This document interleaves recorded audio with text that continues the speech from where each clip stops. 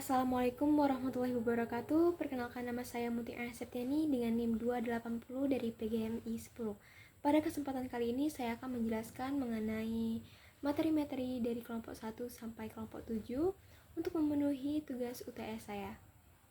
Baik, langsung saja kita mulai. Terdapat pokok-pokok bahasan, ada 10 pokok pembahasan, yaitu yang pertama mengenai Pancasila sebagai dasar nilai kehidupan. Sebelum itu kita harus mengetahui dulu apa itu pengertian dari Pancasila. Pancasila itu merupakan suatu dasar negara, pandangan hidup, serta ideologi yang menjadi pedoman dalam seluruh perilaku bangsa di Indonesia. Pancasila terdiri dari 5 sila yang tidak bisa dipisahkan antara satu sama lainnya. Sila pertama menjadi landasan moral, dan sila kelima menjadi tujuan akhir, yaitu keadilan sosial. 5 sila Pancasila mengandung nilai-nilai penting. Yang pertama itu ada ketuhanan, kemanusiaan, persatuan, musyawarah, dan juga keadilan. Nilai tersebut bukan hanya untuk dihafalkan, tapi harus diterapkan dalam kehidupan sehari-hari, di lingkungan keluarga, sekolah, maupun masyarakat. Pancasila itu menjadi pedoman dalam bersikap, berperilaku, dan juga menghargai sesama dan menjaga persatuan. Lalu terdapat pokok pembahasan yang kedua, yaitu Pancasila di lingkungan keluarga dan juga sekolah, yang dimana keluarga itu menjadi tempat pertama dalam penanaman nilai Pancasila. Misalnya di sila pertama itu keluarga mengajarkan ibadah, berdoa, dan juga menghormati perbedaan agama. Lalu yang kedua itu sila kedua itu mengajarkan tentang membiasakan sopan santun dan juga kebiasaan saling membantu.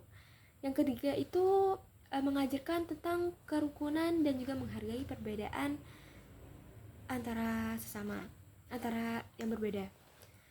Lalu yang keempat itu musyawarah keluarga, misalnya menentukan jadwal untuk bertamasya atau aturan rumah atau kegiatan bersama. Lalu yang kelima itu bersikap adil kepada semua anggota keluarga. Di sekolah, nilai Pancasila juga diterapkan melalui kerjasama, musyawarah kelas, toleransi, dan juga menghormati guru, dan juga menjaga keadilan dalam pembelajaran maupun penggunaan fasilitas. Dengan pembiasaan ini, karakter anak menjadi kuat, religius, menghargai orang lain, dan juga siap dalam hidup bermasyarakat. Lalu terdapat pokok pembahasan yang ketiga, yaitu keluarga sebagai lingkungan dasar, yang dimana di dalam keluarga itu merupakan unit terkecil dalam masyarakat dan juga menjadi tempat pertama anak belajar tentang nilai, norma, dan juga perilaku. Di lingkungan keluarga, anak belajar bersosialisasi, berkomunikasi, dan juga mengenal aturan, dan juga membangun kepercayaan diri serta mendapatkan kasih sayang. Keluarga juga memiliki peran sebagai pendidik pertama dan yang utama. Melalui teladan orang tua, anak memahami apa yang baik, apa yang tidak baik, dan bagaimana bersikap dan bagaimana cara menghargai orang lain. Lalu pokok pembahasan yang keempat, yaitu aturan di keluarga dan juga di lingkungan lainnya. Di dalam kehidupan sehari-hari selalu ada aturan dibuat agar kehidupan berjalan tertib, harmonis, dan juga kondusif. Di keluarga, aturan seperti menjaga kebersihan kamar, pulang tepat waktu, menghormati orang tua, atau mengurangi penggunaan gawai. Semua itu membantu anak itu menjadi lebih disiplin. Dan lalu terdapat aturan di sekolah, yang mana aturan tersebut mencakup datang tepat waktu atau tidak terlambat ketika ke sekolah. Karena dengan kita datang terlambat, maka itu akan membuat kita memperlihatkan bahwa diri kita itu adalah orang yang tidak disiplin. Lalu yang kedua itu memakai seragam yang rapi sesuai dengan aturan yang ada. Lalu mengikuti upacara, kita harus mengikuti upacara dengan tertib dan juga kondusif. Lalu yang terakhir itu menjaga kebersihan kelas. Dengan kelas yang nyaman, kita akan lebih nyaman untuk belajar dan juga menambahkan ilmu-ilmu yang lain. Dan tidak melakukan tindakan yang merugikan, karena tindakan yang merugikan itu bisa berbahaya bagi kita, bisa merugikan dan juga berbahaya atau merugikan bagi orang lain. Aturan ini melatih disiplin, tanggung jawab, dan juga menciptakan suasana belajar yang kondusif. Di lingkungan tempat tinggal, terdapat aturan seperti melaksanakan ronda, kerja bakti, dan juga tidak membuang sampah sembarangan demi menjaga keamanan dan juga ketertiban masyarakat. Lalu terdapat pokok pembahasan yang kelima, yaitu hak anak dan juga hak warga sekolah. Selain aturan, setiap orang juga memiliki hak, yaitu sesuatu yang berhak atau sesuatu hal yang harus diterima oleh dirinya dari sejak lahir. Contohnya itu hak anak di lingkungan keluarga meliputi hak hidup, hak mendapatkan kasih sayang, hak mendapatkan pendidikan, hak lahir, dan juga hak pangan, sandang, tempat tinggal, serta hak-hak perlindungan dari kekerasan. Sedangkan di lingkungan sekolah, siswa berhak mendapatkan pengajaran, perlindungan, rasa aman, dan juga fasilitas belajar dan nilai yang adil dan serta berkesempatan untuk bertanya atau berdiskusi. Hal ini wajib dihormati agar proses belajar berjalan dengan baik dan kondusif. Lalu terdapat pokok pembahasan yang keenam, yakni tentang kewajiban anak dan warga sekolah. Hak itu tidak bisa berjalan tanpa kewajiban, begitupun kewajiban tidak bisa berjalan tanpa hak. Dengan adanya hak, dengan adanya hak kita menyadari kewajiban kita. Di lingkungan keluarga itu anak memiliki beberapa kewajiban. Contohnya itu menaati orang tua, kemudian belajar dengan sungguh-sungguh karena sifatnya anak itu tugasnya untuk belajar, lalu membantu pekerjaan rumah sesuai kemampuan, dan yang terakhir menjaga nama baik keluarga. Lalu di sekolah juga anak terdapat kewajiban yang harus diikuti, yaitu yang pertama menghormati guru, tidak boleh berkata kasar kepada guru atau mencela-cela guru. Lalu juga menjaga ketertiban yang ada di sekolah.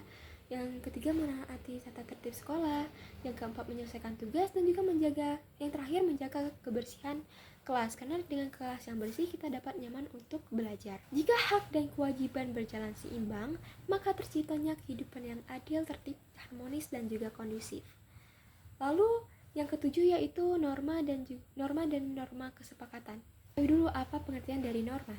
Norma merupakan aturan-aturan yang mengatur tingkah laku manusia agar sesuai dengan nilai yang berlaku dalam masyarakat. Norma juga berfungsi sebagai pengendali sosial, membedakan perbuatan yang baik dan tidak baik. Ada juga norma kesepakatan, yaitu aturan yang dibuat melalui musyawarah dan disetujui bersama. Contohnya, seperti aturan piket kelas, dan juga jadwal roda. Yang ketiga, aturan penggunaan HP di rumah. Yang keempat, atau kesepakatan organisasi tentang sikap disiplin. Adapun ciri-ciri norma kesepakatan yaitu berlaku bagi semua anggota kelompok, dapat diubah melalui musyawarah, dan juga mengandung nilai kebersamaan.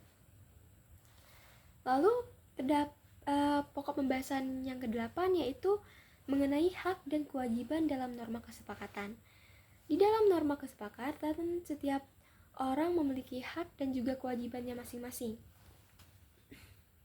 Terdapat beberapa hak, yaitu mengemukakan pendapat. Setiap orang itu pasti memiliki kesempatan, memiliki hak-haknya untuk mengutarakan isi atau ide-ide yang ada di dalam pemikirannya. Yang kedua itu mendapatkan perlakuan adil. Setiap orang itu memiliki hak untuk mendapatkan perlakuan adil. Dan yang ketiga itu menyampaikan usulan perubahan aturan. Jika terdapat suatu hambatan, maka kita itu berhak untuk menyampaikan usulan perubahan aturan. Lalu terdapat kewajiban, yaitu yang pertama menghormati pendapat orang lain. Sebagai makhluk sosial, kita itu pasti memiliki pemikiran dan juga ide-ide yang berbeda antara satu yang lainnya. Maka dari itu kita harus menghormati pendapat orang lain. Dengan begitu juga orang lain bisa menghargai pendapat kita. Lalu yang kedua itu menaati aturan yang sudah disepakati. Aturan itu sudah kita sepakati dan juga semuanya sudah setuju dengan aturan tersebut, maka kita harus menaati aturan itu. Lalu yang terakhir itu melaksanakan hasil musyawarah secara tanggung jawab. Dengan begitu kita kehidupan aman, nyaman, damai, dan juga kondusif. Namun norma kesepakatan ini penting untuk menciptakan suasana yang rukun dan juga tertib. Lalu pokok bahasan yang ke-9 yaitu musyawarah sebagai cara mengambil keputusan. Musyawarah menjadi cara terbaik dalam mengambil keputusan bersama. Musyawarah dilakukan dengan berdiskusi, mendengarkan pendapat orang lain, dan juga mencari kesepakatan yang adil. Musyawarah dilakukan di 3 tempat. Yang pertama di keluarga, misalnya menentukan jadwal kerja atau aturan tidur. Lalu di sekolah misalnya membuat aturan piket atau menentukan ketua kelas. Lalu di masyarakat seperti merencanakan kerja bakti dan juga membuat peraturan di lingkungan masyarakat. Manfaat musyawarah itu yakni menumbuhkan rasa persatuan, membentuk sikap demokratis, melatih tanggung jawab, dan juga mencegah konflik antara sesama. Bahasan yang terakhir yaitu tentang identitas diri anak di sekolah dan juga keluarga. Identitas diri itu mencakup dari jenis kelamin, hobi, bahasa, agama, dan juga identitas itu membantu seseorang mengenali dirinya, siapa dirinya, dan juga memahami perannya itu sebagai apa, serta membuat keputusan yang sesuai dengan dirinya. Jenis kelamin itu membentuk cara anak memahami dirinya sebagai laki-laki atau perempuan, baik secara biologis maupun sosial. Sedangkan hobi itu menunjukkan minat bakat dan hal-hal yang membuat anak merasa senang atau merasa percaya diri. Lalu bahasa merupakan identitas budaya. Anak biasanya belajar bahasa daerah seperti bahasa ibu, lalu juga bahasa Indonesia, serta di MI itu terdapat bahasa Arab dan juga bahasa Inggris. Lalu agama itu membentuk akhlak dan cara berpikir dan juga berperilaku seorang anak di kehidupan sehari-harinya. Rumah memberikan dasar yang kuat bagi pembentukan identitas, sedangkan sekolah memperkaya identitas melalui interaksi kegiatan belajar, ekstrakurikuler, dan teladan dari seorang guru.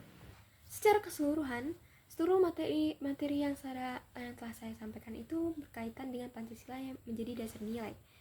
Keluarga dan sekolah menjadi tempat pembentukan karakter, aturan hak dan kewajiban menjaga keseimbangan hidup. Norma dan musyawarah menjaga ketertiban dari keadilan.